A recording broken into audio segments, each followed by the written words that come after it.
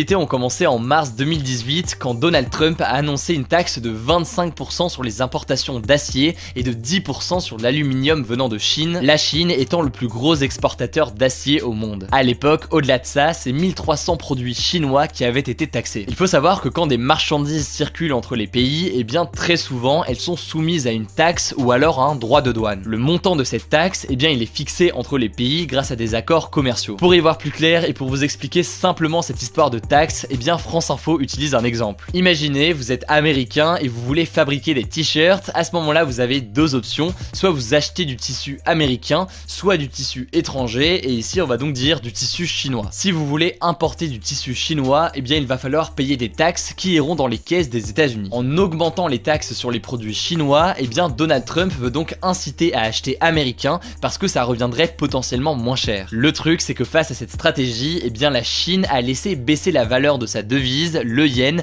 à son niveau le plus bas depuis 2008. Je vous passe les détails, mais du coup avec ça, même si les droits de douane ont augmenté, eh bien ça vous coûte toujours moins cher d'importer du tissu chinois que d'utiliser du tissu américain. Le 1er août, les États-Unis ont annoncé des nouvelles taxes sur les importations chinoises à partir du 1er septembre avant de faire un petit peu marche arrière, et en réponse, la Chine n'importe plus, au moins provisoirement, de produits agricoles américains. Bref, cette situation inquiète le reste du monde car cette guerre commerciale déstabilise tous les marchés commerciaux. Là aussi, pas d'inquiétude, on va suivre tout ça sur Instagram dans les jours à venir. Troisième sujet, on va maintenant faire un point sur la situation à Hong Kong. Vous le savez, depuis 3 mois, ce territoire semi-autonome des Chinois est en pleine crise. Initialement, c'était contre un projet de loi d'extradition, on en avait déjà parlé à plusieurs reprises sur cette chaîne, mais aujourd'hui, les manifestants dénoncent plus largement la présence de la Chine et demandent la démission de Carrie Lam, la chef du gouvernement de Hong Kong. Vous avez peut-être vu ces images impressionnantes d'un sit-in dans l'aéroport de Hong Kong. Au moins 5000 personnes se sont rassemblées, ce qui a bloqué l'aéroport, considéré comme le 8e plus grand du monde, pendant 2 jours. À présent, la Chine menace d'intervenir militairement pour stopper le mouvement. Les médias chinois ont diffusé des vidéos montrant des convois militaires se dirigeant vers Shenzhen, une ville chinoise proche de Hong Kong. Aussi, de nombreux camions ainsi que des blindés de transport de troupes ont été aperçus jeudi à quelques kilomètres seulement de la frontière de Hong Kong. Face à tout ça, Donald Trump a appelé la Chine à agir avec humanité face aux manifestations et il semble proposer une rencontre avec le président chinois Xi Jinping à ce sujet. Bref, là aussi, je pense vous préparer une vidéo sur le sujet. Si jamais ça vous intéresse, eh bien n'hésitez pas à me le dire dans les commentaires. Notre 4e actu, c'est l'accident nucléaire en Russie. Une explosion est survenue jeudi 8 août dans une base militaire russe et elle a fait 5 morts et 3 blessés. Le gouvernement russe a reconnu le caractère nucléaire de l'accident et l'agence nucléaire russe Rosatom, qui gère la base, a expliqué que l'accident avait eu lieu sur une plateforme maritime. Cette explosion est assez mystérieuse tant sur son